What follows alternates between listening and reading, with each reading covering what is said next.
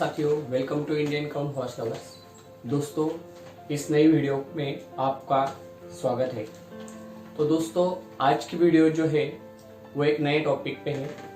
जैसे कि हमारी जो घोड़ी होती है, तो घोड़ी को हम जब क्रॉसिंग करवाते हैं तो पूरे 11 महीने 11 दिन वो प्रेग्नेंट रहती है और तब बच्चा देती है। तो इन 11 महीने और 11 दिन में हमने किन किन बातों का ध्यान रखना चाहिए, आज इसके बारे में हम स्टेप बाय स्टेप पूरी जानकारी देने की कोशिश करेंगे। तो दोस्तों, ये वीडियो थोड़ी लंबी हो सकती है काफी, क्योंकि मैंने बहुत से इसमें से अच्छे पॉइंट्स निकालकर स्टेप बाय स्टेप, यानी पहले महीने से लेके लास्ट के डिलीवरी तक की जो घोड़ी की जर्नी होती है डिलीवरी की, मैंने इसमें ऐड किया है। तो दोस्तों, इसमें मैंने काफी स्टेप बाय स्टेप पॉइंट्स निकालकर घोड़ी के बारे में जानकारी इकट्ठा की है। तो आप ये वीडियो अगर बड़ी हो जाएंगी तो हम इसके 2 पार्ट बनाएंगे। अगर एक वीडियो में कवर होने जैसा रहेगा तो हम एक में भी कर सकते हैं। तो साथियों, हम स्टेप बाय स्टेप एक पॉइंट के हिसाब से पूरी जानकारी लेंगे। तो ये वीडियो को पूरे एंड तक देखना, और बीच में अगर आप इस वीडियो को स्किप कर देंगे यानी आगे पीछे करेंगे तो पिछला पॉइंट और आगे आने वाला पॉइंट या बीच में का पॉइंट आपको कुछ समझ में नहीं आने वाला है। तो मेरी कोशिश यही है कि मेरी जो वीडियो है या जो मैं मेहनत करके आपके लिए वीडियो बनाता हूँ, इसका आप पूरा लाभ ले।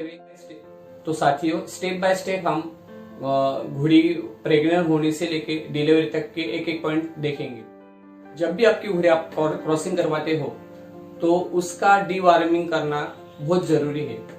डीवार्मिंग करने से घोड़ी में के पेट के अंदर जो भी छोटा मोटा इन्फेक्शन होता है या गर्भाशय में जो छोटा मोटा इन्फेक्शन रहता है वो मिट जाना चाहिए, कम होना चाहिए या बिल्कुल ही नहीं चाहिए। तब बच्चा ठहरने के चांसेस भी ज्यादा होते हैं। इसलिए सबसे पहले घोड़ी को डीवार्मिंग करना बहुत जरूरी है। दूसरा पॉइंट आता है दोस्तों कि घोड़ी जब भी हिट में आती है, जैसा कि घोड़ी का हिट का पीरियड रहता है 5 दिन, तो घोड़ी अगर आप अपने घर के स्टेडियम से करवाते होंगे तो उसको कम से कम पहले 2 या 3 दिन में ही उसको क्रॉस करना चाहिए जब उसकी हिट ज्यादा हो। तो ये आपको बात में ध्यान रखना है। अगर आप अन्य जगह पे घोड़ी को लेके जाते होंगे तो 2 दिन आप क्रॉसिंग करवाए ताकि घोड़ी फिक्स प्रेग्नेंट हो सके। तीसरी बहुत सी महत्वपूर्ण बात है दोस्तों कि जब भी हम अपनी घोड़ी क्रॉसिंग करवाने के लिए लेके जाते हैं तो सबसे पहले आप ऐसे स्टेडियम का चयन करें या ऐसे स्टेडियम सिलेक्ट करें जो खुद भी स्वस्थ हो, जो उसकी मार्किंग अच्छी हो और अच्छे लाइन से हो। कभी कभी ऐसा होता है कि अच्छे लाइन का या अच्छे दिखने से ही हमें स्टेडियम का पता नहीं चलता है। तो एक अच्छा स्वास्थ्य वाला स्टेडियम का चयन करना ये भी बहुत बड़ी चुनौती रहती है।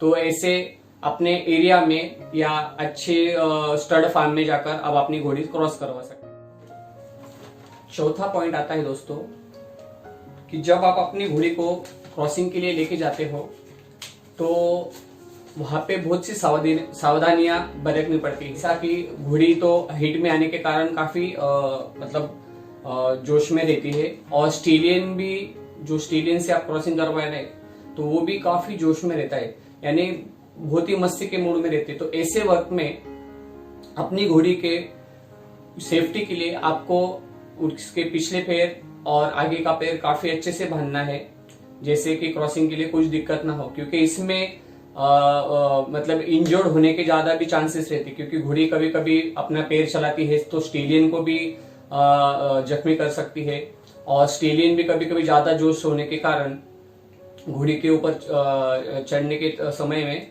उसको भी जख्मी कर सकता है या चोट पहुंचा सकता है। तो इसकी सावधानी आपको बरतनी है। तो एक सेफ्टी चाहिए कि क्या क्या सावधानी आप ज्यादा से ज्यादा कर सके, क्योंकि जब भी जो क्रॉसिंग करवाते हैं, जो स्टेडियम क्रॉसिंग करवाते हैं, उन स्टड फार्म वालों को सारी बातें मालूम रहती है। तो आप उसको क्रॉसिंग करवाते हुए पूरा ध्यान रखना है। उसके बाद में आता है दोस्तों, जैसा आपने घोड़ी क्रॉसिंग करवा दी, जैसा घोड़ा दिखा दिया और पहले इसमें, और जब घोड़ी क्रॉसिंग हो जाए तो उसको ठीक से उसकी जो पैर की रस्सियां है उसे छोड़ देना चाहिए, और घोड़ी को कम से कम 5 से 10 मिनट तक को ट्रॉट कराना चाहिए, जिससे जो अंदर जो शुक्राणु गए हैं वो काफी उनका जो मार्ग रहता है शुक्राणु का अंदर गर्भाशय में जाने का, वो ठीक से वो पहुंच जाए और घोड़े के चलने से वो अंदर तक ठीक से चले जाए। तो ट्रॉट करवाना बहुत जरूरी है।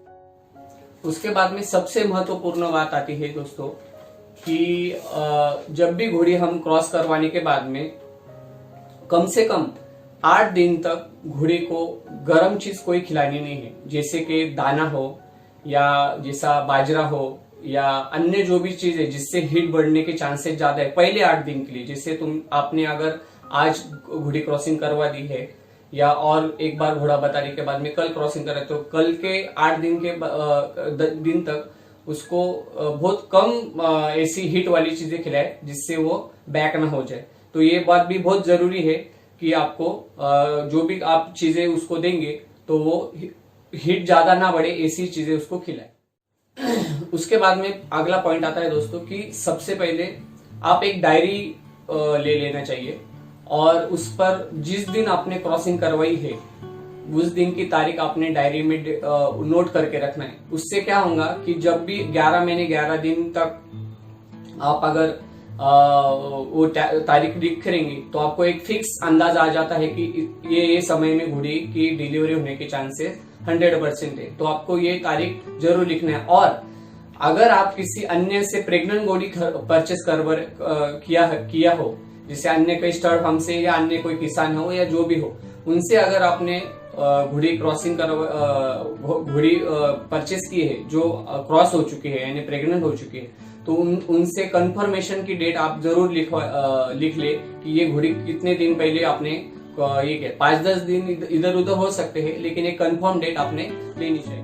जब भी घोड़ी की डेट लिखने के बाद में उसके 3 महीने बाद में अगर आप पहले से घोड़े के बीच में मतलब घोड़े की जानकारी रखते होंगे या इससे पहले भी आपने अगर घोड़ियां रखी होंगी या आप नए होंगे, तो जो जिनको अनुभव ज्यादा रहता है उनको समझ में आ जाता है कि 3 महीने होने के बाद में घोड़ी ठीक से प्रेग्नेंट हो चुके हैं, अभी बैक होने के चांसेस कम है। तो ऐसे 3 महीने के बाद में, क्योंकि कोई भी घोड़ी हो या गाय हो, उनका गर्भाशय अगर हमें अंदर से चेक करना रहता है तो कम से कम 3 महीने के बाद में गर्भ का थोड़ा सा बढ़ना शुरू हो जाता है। तो जब भी डॉक्टर या अन्य कोई चेक करते हैं तो उनको पता चल जाता है कि घोड़ी का बच्चा ठहर गया है। तो ऐसे वक्त पर अगर आप अनुभवी होंगे और आपको समझ में आता होगा कि घोड़ी बैक नहीं हुई है, तो आपको डॉक्टर की कोई जरूरत नहीं। अगर आप नए होंगे तो आप ये जरूर करें कि किसी अच्छे डॉक्टर को बुलाकर आप घोड़ी चेक करवा ले, ताकि आप भी कंफर्मेशन हो जाए और घोड़ी को भी आगे अच्छा खिलाना पिलाने में दिक्कत ना हो।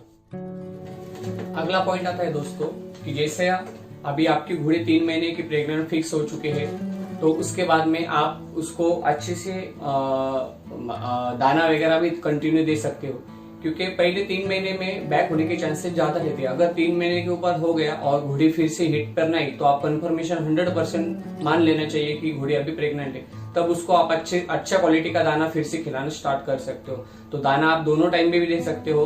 पहले जो दाना रहता है वो अपना रेगुलर जैसा आप देते थे वही दे, और बाकी चारा है, सूखा चारा है, जो भी अपना रेगुलर है बस उतना कंटिन्यू को। बस उसमें थोड़ा सा ऐड आपको यही करना है कि थोड़ा घी है, ऑयल है, हल्दी है, तो इसके कारण घोड़ी का पेट हमेशा साफ रहेगा और लीद वगैरह है, पेशाब वगैरह है कंटिन्यू ठीक से रहेगा और उसका डाइजेशन भी ठीक होगा। तो इन चीजों का आपको ध्यान रखना है। अगला पॉइंट आता है दोस्तों कि जैसी प्रेग्नेंट घोड़ी आप जहाँ पे भी बांधते होंगे तो उसकी बांधने की जगह हमेशा साफ सुथरी हो, यानी आपका अष्टबल या आपका तबेला जो बोलते हैं या घोड़ी का जो आपका रूम होगा तो वो हमेशा साफ सुथरा चाहिए। उस पर कोई भी इंफेक्शन वाली चीजें नहीं होनी चाहिए, इसका भी आपको पूरा ध्यान रखना है। तो पूर्ण जैसे कि आपकी घोड़ी अगर 8 से 9 महीने तक की प्रेग्नेंट हो जाएंगी तो उसकी राइडिंग बहुत कम कर देनी चाहिए, क्योंकि उससे 1-1.5 महीने बाद वो बच्चा देने के स्थिति में आ जाती है। तो ऐसे वक्त पर आप राइडिंग 8 से 8.5 महीने तक कर सकते हो। उसके बाद में आप उसकी राइडिंग बंद करवा देना चाहिए। और आपको राइडिंग बंद करने के बाद में सिर्फ उसको दोनों टाइम यानी सुबह शाम उसको सिर्फ थोड़ी लंचिंग या ट्रॉटिंग करवाना चाहिए। तो दोस्तों जैसा कि घोड़ी अभी 9 महीने की प्रेग्नेंट हो गई है तो उसके खान पीन यानी खुराक में भी थोड़ा सा चेंजेस करना चाहिए। अभी 9 महीने से लेके 11 महीने 11 दिन तक यानी इन 2 महीने में बच्चे की बनने की रफ्तार भी ज्यादा बढ़ जाती है। तो ऐसे वक्त पर घोड़ी को 2 पेट पालना पड़ता है, खुद का भी और बच्चे का भी। तो ऐसे टाइम में और ऐसे समय में आपको घोड़ी का जो दाना है या चारे का जो मात्रा है उसको बढ़ा देना चाहिए, क्योंकि तभी इन 2 महीने में बच्चे का भी काफी अच्छा सा पेट में या गर्भाशय में विकास होता है और घोड़ी का भी तभी जब क्षमता है वो बढ़ जाती है बढ़ती, क्योंकि उसको अगले 2 महीने में ताकत की ज्यादा जरूरत पड़ती है। तो ऐसे वक्त पे आपको उसका जो दाना है और चारा की मात्रा बढ़ा देनी चाहिए। तो ये भी आपको ध्यान में रखना है। अगला सबसे महत्वपूर्ण पॉइंट है, जैसा कि आपके पास में अगर डेट कंफर्मेशन होंगी या आगे पीछे 2-3 दिन हो सकते हैं, तो ऐसे वक्त पर जैसा कि घोड़ी अभी 11 महीने या 11 महीने से थोड़े से पहले यानी 10 से 15 दिन में या 20 दिन में अगर वो बच्चा दे देंगी, ऐसी कंफर्मेशन अगर आपके डेट के हिसाब से आ जाए, तो सबसे पहले आपको एक सूखे चारे की व्यवस्था जरूर करके रखना है, या आपको बारीक रेत जो आती है, जो राजस्थान में या पंजाब में रहती है, ऐसी रेत की व्यवस्था करके रखना है। अगर आपके पास में व्यवस्था रेती की नहीं होगी, बारीक रेत की, तो आप सूखा घास भी कर सकते हो। इसका मुख्य कारण है, जब भी घोड़ी बच्चा देती है, तो घोड़ी जब भी बच्चा देती है तो वो नीचे बैठ के देती है। तो जब उसको घोड़ी बच्चा देने के वक्त में उसको काफी पेन या उसको तकलीफ होती है, तो ऊपर नीचे बैठना वो बार बार करती है। और उसके बाद में अगर बच्चा भी दे देंगी तो बच्चा खड़ा जब भी रहता है, तो अगर आपने नीचे कंक्रीट किया होगा या अन्य चिकनी जगह होंगी तो उसके पैर फिसलने के ज्यादा चांसेस रहते हैं। तो ऐसे वक्त पर आपको सूखे चारे की या बारीक रेती की बहुत जरूरी है। तो ये तीनों चीजें आपको पहले ही स्टॉक करके रखना है या पहले ही उसके नीचे 10 दिन पहले बिछा देना है, ताकि घोड़ी को भी अगले कुछ दिन तक आराम मिले और वो बैठ के सुकून से रह सके। तो यह इसकी भी आपको पूरा ध्यान रखना है। तो दोस्तों, अगला सबसे महत्वपूर्ण पॉइंट आता है कि जिससे कि आपकी घोड़ी अगर 10 दिन में डिलीवरी हो जाएंगी, तब आपको उससे पहले किसी अच्छे जानकार अश्व प्रेमी से, अगर आप खुद पहले अनुभव कर चुके होंगे कि घोड़ी की डिलीवरी कैसी की जाती है या कौन सी सावधानियां बरती जाती है, तो आपको कोई अन्य अश्व प्रेमी की हेल्प लेने की जरूरत नहीं। अगर लेकिन आप फर्स्ट बार घोड़ी रख रहे होंगे या आपको घोड़ी के डिलीवरी का अनुभव नहीं होगा, तो आपको सबसे पहले इन बातों का ध्यान रखना है कि आपको डॉक्टर का नंबर, यानी आधे रात को भी अगर आपको डॉक्टर का फोन करना पड़े या किसी अन्य अश्व प्रेमी को फोन करना पड़े जो अनुभवी हो, तो ऐसे लोगों का और ऐसे डॉक्टर का नंबर आपको हमेशा ऑप्शन में भी रखना है। कोई अन्य 1-2 डॉक्टर के नंबर भी रखना है, और जो भी अन्य अश्व प्रेमी होंगे उनके भी नंबर आपको रखवाना है। इसके पूरा ध्यान रखना है। तो दोस्तों, अभी तक हमने घोड़ी के बारे में जो जानकारी पाई है, अभी सेकंड पार्ट में घोड़ी डिलीवरी होने के समय और डिलीवरी के बाद में कौन सी चीज़ें का हमने ध्यान रखना चाहिए, इसके बारे में सेकंड पार्ट आने वाला है। तो ये वीडियो आपको कैसी लगी कमेंट्स में ज़रूर कहना, और नए हो तो चैनल को सब्सक्राइब कर देना। Thank you.